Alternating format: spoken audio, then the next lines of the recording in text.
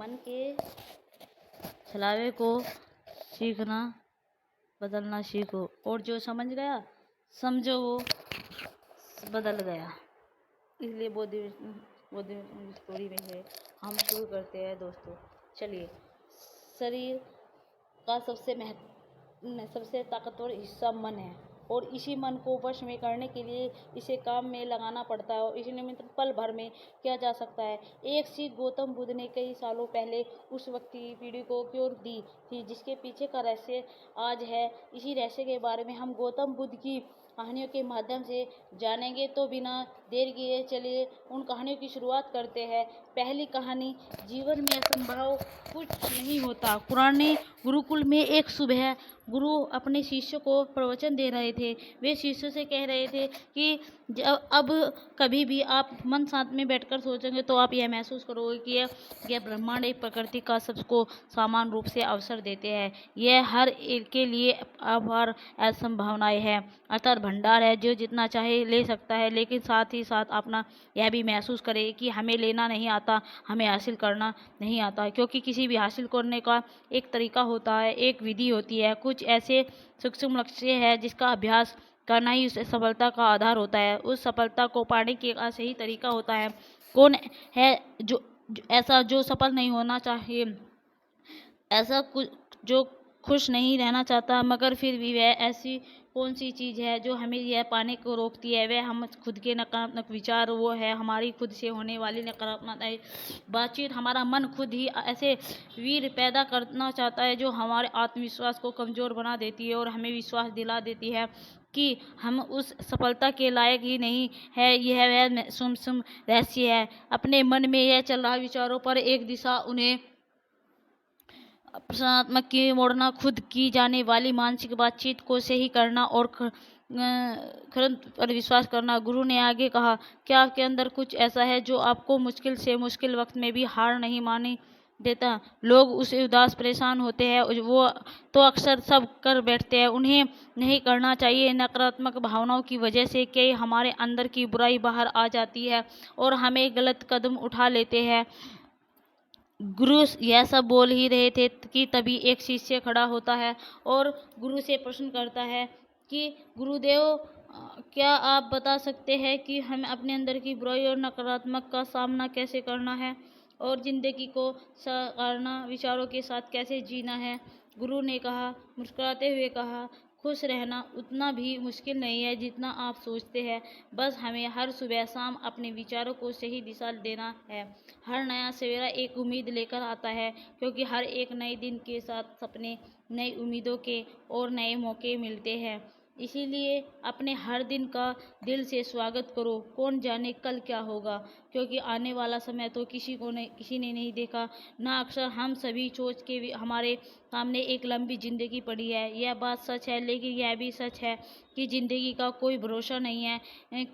कब क्या हो जाए कहना बड़ा मुश्किल है। इसलिए हर दिन को अपना एक नया जन्म समझकर जीना शुरू कर दो, क्योंकि इस सोच के साथ जीवन जीने से आप कभी दोबारा उदास नहीं महसूस नहीं करेंगे, बल्कि आप खुद से, अपने करीबों लोगों से और भी ज़्यादा प्रेम करने लगेंगे।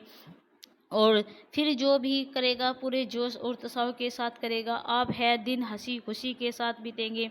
गुरु ने आगे कहा, अगर आप सफलता चाहते हैं तो आपको कुछ समझौते भी करने पड़ेंगे।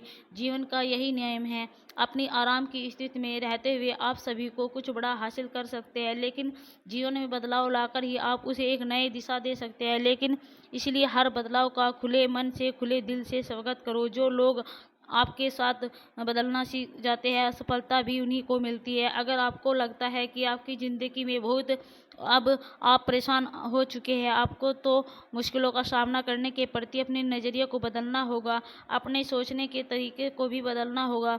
चाहे कोई भी बदलाव आए और वही कितनी ही मुश्किल क्यों न लगे, आप उसका सामना कीजिए। और शायद ही नहीं पता, आप अपनी सोच से कहीं ज़्यादा मजबूत है। आपकी ज़िंदगी में जितनी मुश्किल आएगी आप उतने ही मजबूत होते चले जाएंगे, क्योंकि हर मुश्किल एक नया अनुभव, एक नया सबक देकर जाती है, और फिर आपको सफल होने से कोई नहीं रोक पाएगा।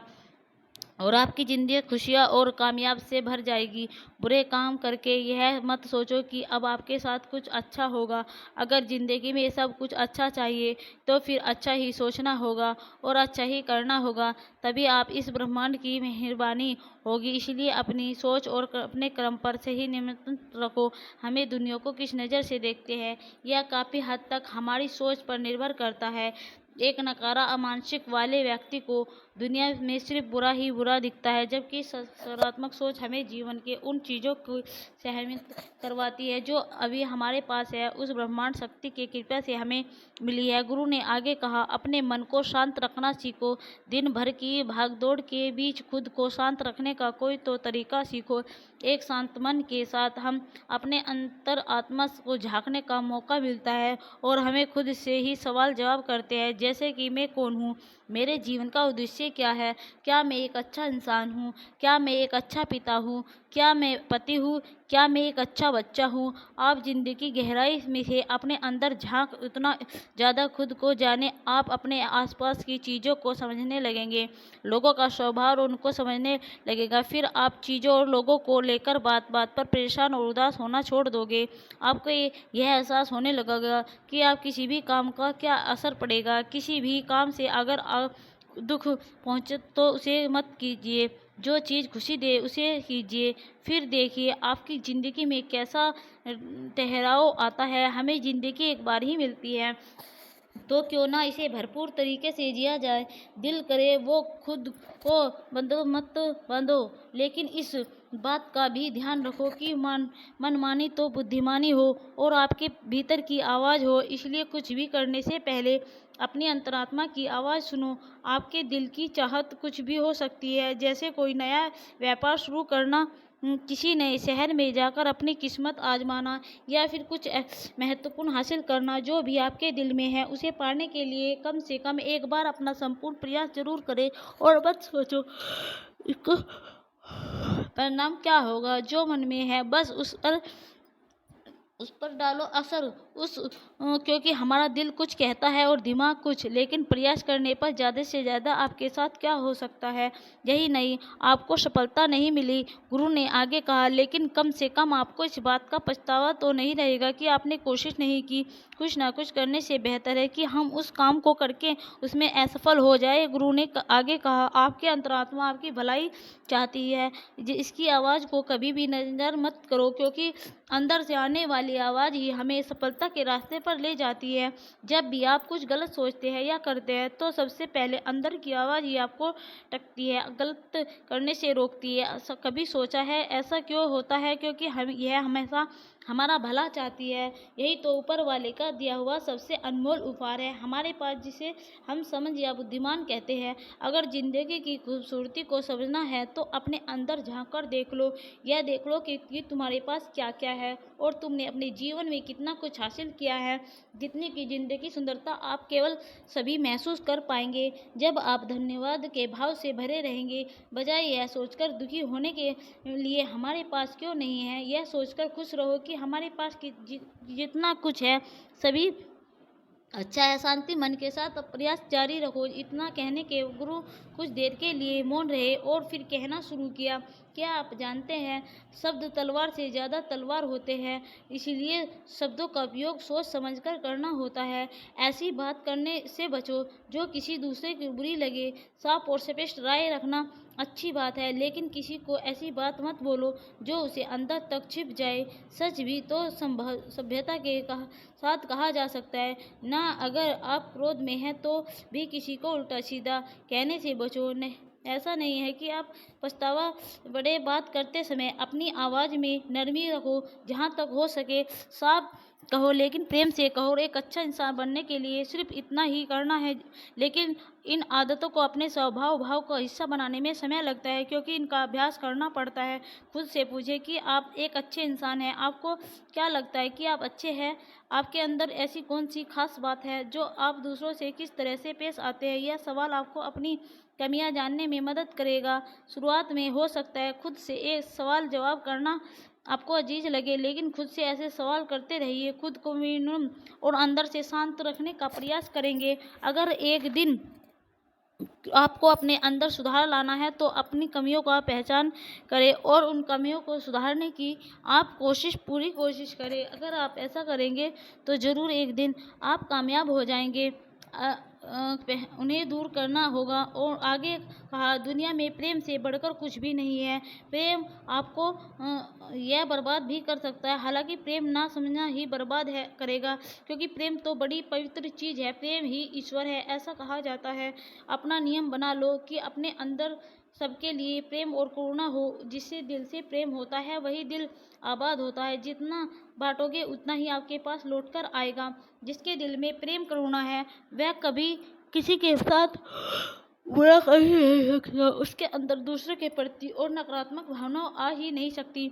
असफल से प्रेम के अंदर वह ताकत है जो हमें गलत काम करने से रोकती है। गलत काम करके इंसान कभी चैन से नहीं रह सकता। इसके अंदर हमेशा एक डर और पेंस वापस लगा रहता है। गलत काम करना छोड़ दो, फिर देखो, फिर आपकी इतनी महसूस खुशी और संतुष्टि मिलेगी। एक आपकी पूरी जिंदगी से चैन गुजरेगा। जो लोग स्वार्थी और धोखेबाज होते हैं, खुशियाँ उसने से दूर भागती है। जो वो चाहे जितना ही खुश रहने का दिखावा कर ले, लेकिन अंदर से वह हमेशा दुखी ही रहता है। गंदे काम और गंदे विचार हमें कभी खुश नहीं रहने देते, और जहाँ खुशी है वहीं प्रेम है। इतना कहने के बाद गुरु ने अपना प्रवचन समाप्त किया और फिर सभी शिष्यों के अपने अपने दैनिक कार्यों में लग गए। दोस्तों, इस तरह के विचार अपने दिमाग से और अपने विचार से रखने से नियमित रूप से जिंदगी तो आइए आप जल्दी से सब्सक्राइब कर लेते हैं। इस वीडियो में क्या क्या सीखा? इस वीडियो में आपने खुद से की जाने वाली सकारात्मक बातचीत की ताकत के बारे में जाना। यह भी जाना कि खुद की काबिलियत पर संदेह करना हमें नीचे खींचता है, और खुद को हमेशा अपनी खूबियाँ और अच्छाइयाँ के बारे में याद दिलाते रहना, क्योंकि इससे हमारा आत्मविश्वास बढ़ता है। इस वीडियो में आपने यह भी सीखा कि हमें अंतरात्मा की आवाज़ भी सुननी चाहिए, और हमें अपनी कमियों, अपनी खूबियाँ और अपने लक्ष्य स्पष्ट रूप से पता होने चाहिए। हमेशा सकारात्मक सोच रखनी चाहिए, और यह भी याद रखें कि हम ठान ले तो जीवन में कुछ भी असंभव नहीं है। अपने इस वीडियो में अच्छाई की और एक अच्छा इंसान बनने की अहमियत के बारे में जाना। असफल अच्छा होने से भी ज़्यादा ज़रूरी है। दुनिया में पहले ही काफ़ी बुराई है, और हमारे अंदर की बुराई हमें मानसिक शरीर तरफ से कमज़ोर बनाती है। इसीलिए जितना हो सके अपने मन और विचार दोनों पवित्र रखो। अच्छा सोचो, अच्छा करो, और अच्छा अपने अंदर की बुराई सिर मत उठने दो। यह सब करना हमारे ऊपर हो तो जहाँ भी हो जाओ, लोगों को भला करने का प्रयास करो, क्योंकि जो खुशी मिलती है वह कभी किसी नहीं पड़ती। इस दुनिया में अच्छे लोगों की बेहद कमी है। इसलिए जितना हो सके अच्छा सोचो और अच्छा करो, तो फिर देर किसी बात की आवाज़ अभी अपने सपने पूरे करने में जुट जाओ। तो चलिए दोस्तों, अब बढ़ते हैं हमारी दूसरी कहानी की तरफ। कहानी दिमाग की शक्ति वापस पाओ। दूसरे अक्सर हमारा दिमाग विचारों से भरा रहता है। हम लोगों के बारे में, अपने बारे में, अपने काम के बारे में, परिवार के बारे में यह सब सोचते रहते हैं। जो हमारे दिमाग में भरा रहता है वह कभी भी साफ नहीं होता, और इसलिए हमें सब बार बार याद आता है। हम दुखी और चिंतित रहते हैं। इसलिए इस कहानी से आप अपने मन को अच्छी तरह से साफ कर पाएंगे। आप अपने मन की धुलाई खुद कर सकते हैं। बस इस कहानी को पूरा पढ़े। एक बार और एक गुरु शिष्य एक सुनसान जंगल में गुजर रहे थे। तभी शिष्य ने अपने गुरु से एक सवाल करते हुए कहा, जी हाँ, ऐसा क्या होता है कुछ लोगों के पास कुछ भी नहीं होता, लेकिन फिर भी वह सुखी रहते हैं, अंदाज से रहते हैं, और कुछ लोगों के पास सब कुछ होते हुए भी उदासी उनके चेहरे से साफ दिखाई देती है। गुरु ने एक मुस्कुराते हुए फूल की तरह इशारा करते हुए अपने शिष्य से कहा कि यह सोचने की और समझने की तो बात है। यह फूल सोचेगा कि मैं कल मुरझा गया था, फिर यह सोचेगा कि मैं कल भविष्य में फिर से मुरझा जाऊंगा, तो क्या कभी खुलकर तरीके से खिल नहीं पाएगा। अपने सुंदर स्वरूप में यह कभी भी नहीं आ पाएगा, और अपनी खुशबू से इस प्रकृति में बिखरे नहीं पाएगा। इसी प्रकार इंसान अपने अतीत को यादों में खोया रहता है, या अपनी अपनी भविष्य की कल्पनाएं करता रहता है, भविष्य के दुखों के बारे में सोचता रहता है, या भूतकाल में जो उसके साथ बुरा घटित हुआ है उसके बारे में सोच कर वह अपने भविष्य के चिंतित होता रहता है। तो ऐसा अपने मनुष्य जीवन में कभी भी सुख अनुभव नहीं कर सकता। यह समझने की बात होती है कि जीवन में हमेशा वर्तमान से होता है, अतीत और भविष्य की कल्पनाएं हमेशा मनुष्य को मृत्यु की तरफ ले जाती है। इसलिए यह जरूरी हो जाता है कि जिस प्रकार हमें अपने शरीर की देखभाल करते हैं, उसे बीमारियों से दूर रखने के लिए उसके अंदर से गंदगी भी साफ करते रहते हैं, उसी प्रकार समय समय पर हमें अपने मन और मस्तिष्क की भी गंदगी साफ करते रहना चाहिए, उसकी धुलाई करते रहना चाहिए।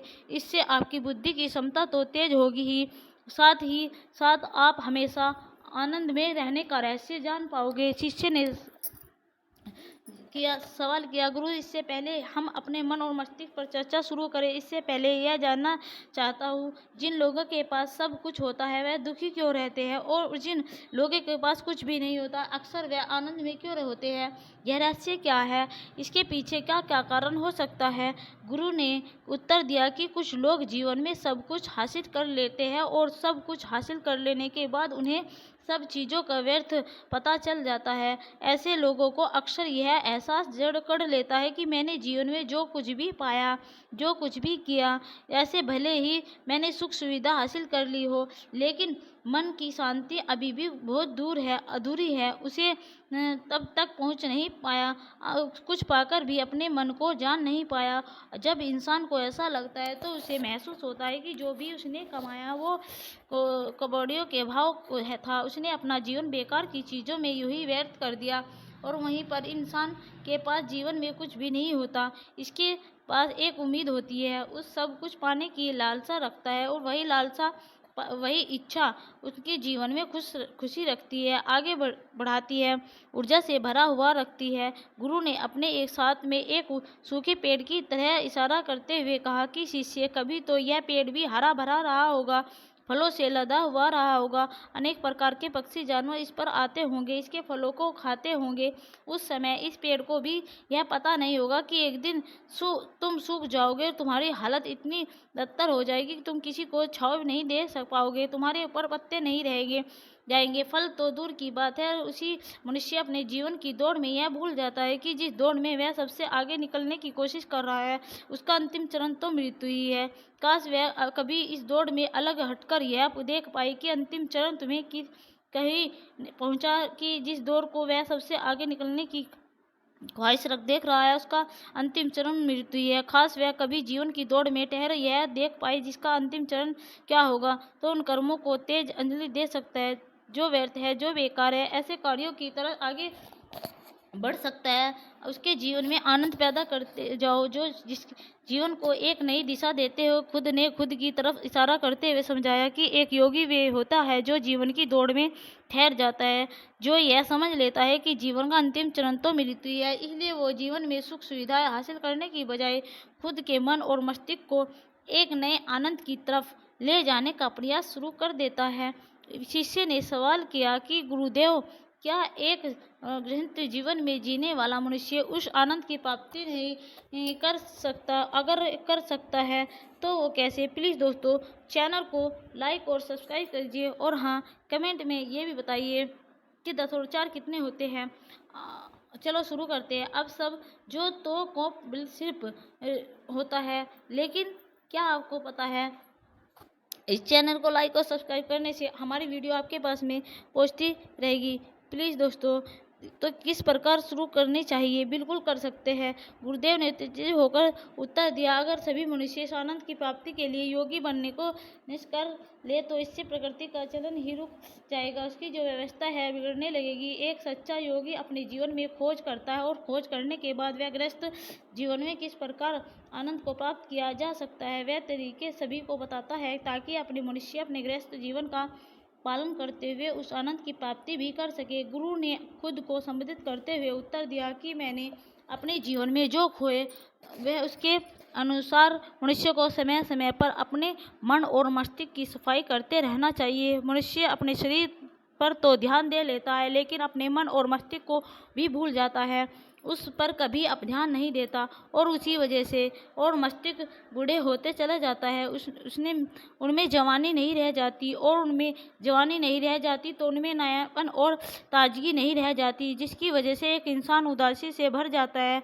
मन और मस्तिष्क की गंदगी क्या होती है, पहले मैं तुम्हें ये बताता हूँ। हर मनुष्य के जीवन में कुछ ऐसी घटनाएं घटती है जिसका उसके मनोमस्तिष्क पर बहुत गहरा असर पड़ता है। वह जीवन पर्यंत कर उन घटनाओं को भूल नहीं पाता और वही घटनाएं उसके मन में पूरी तरह से पक्की बैठ जाती है, जो उसके मन में गांठ पैदा कर देती है। और मनुष्य में जब भी वह कोई काम करेगा तो यह घटनाएं उसको प्रभावित करेगी, इसके विचारों को, उसके निर्णय को पूरी तरह से बदल कर रख देगी। ऐसे मनुष्य की दृष्टि में भ्रमित हो जाती है, वह सत्य स्वरूप को नहीं देख पाता।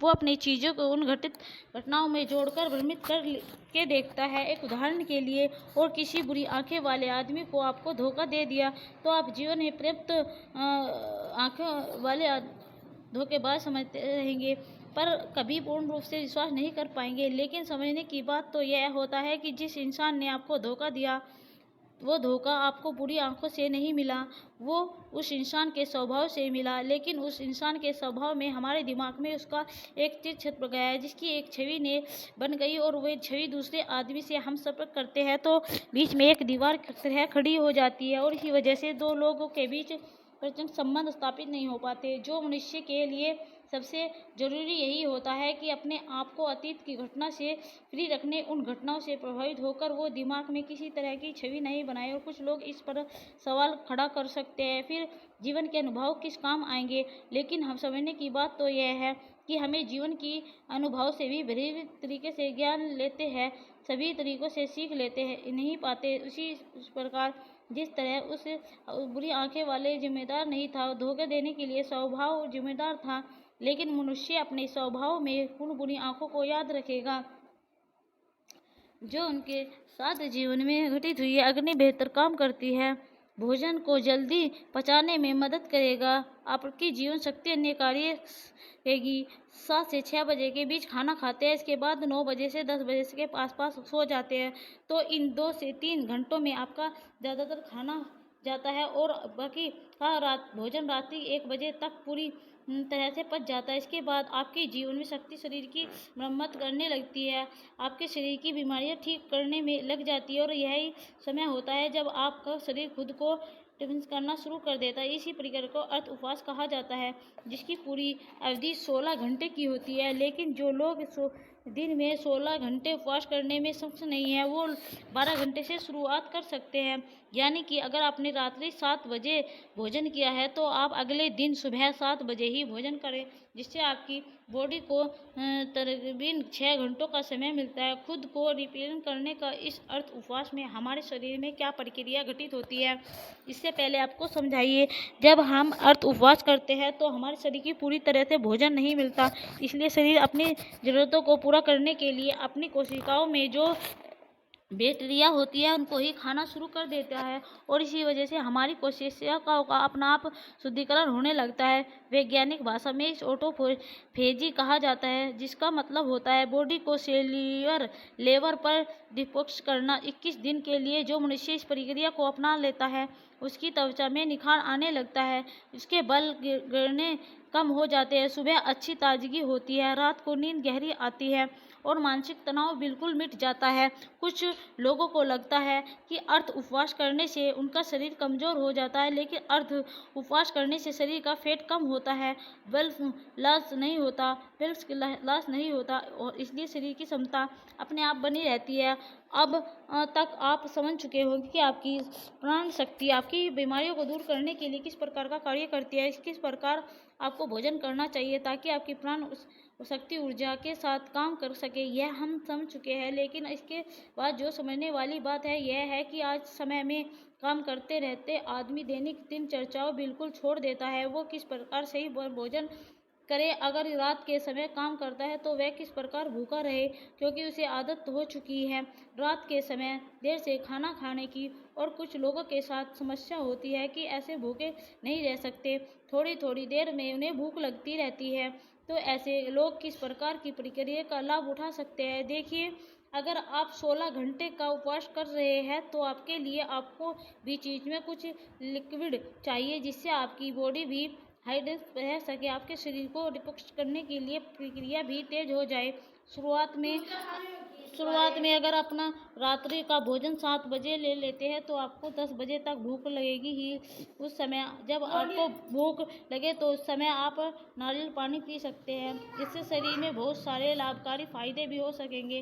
डिटॉक्स की प्रक्रिया तेज हो जाएगी। इसके अलावा आपको काफ़ी भी पी सकते हैं। जिन लोगों का वजन बढ़ गया हो वह वजन को कम करना चाहते हैं, ऐसे लोग थोड़े गर्म पानी में 1 नींबू निचोड़े रखते हैं, आप पी सकते हैं। इन्हें एकदम लाभ होगा। कुछ ही दिनों में वह पाएंगे कि उनके शरीर का वजन कितनी तेजी से के साथ घट गया है। लेकिन जिन लोगों को जल्द ठंड लग जाती है, जुकाम जल्दी होता है, खांसी जल्दी होती है, बुखार जल्दी हो जाता है, तो ऐसे लोग रात में पानी नींबू निचोड़कर कभी ना पिए। रात को त्रिफला चूर्ण भी लिया जा सकता है, जो कि बहुत लाभदायक होता है, आपके शरीर में बहुत ही सहायता करता है। सुबह आपका पेट अच्छे से खाली हो जाता है। रात को आप त्रिफला चूर्ण लेते हैं, फिर शुगर की प्रॉब्लम रहती है। ऐसे लोग अर्थ उपवास पूरा करने के बाद जब आप पहला भोजन करते हैं, यानी कि सुबह ब्रेकफास्ट जब वो करते हैं, हल्के गर्म पानी में एल्बल ले सकते हैं। थैंक यू, धन्यवाद। और जानकारी के लिए प्लीज़ चैनल को लाइक और सब्सक्राइब कर दें प्लीज़ दोस्तों, और कमेंट में बताइए 10 और 4 कितने होते हैं। थैंक यू, धन्यवाद।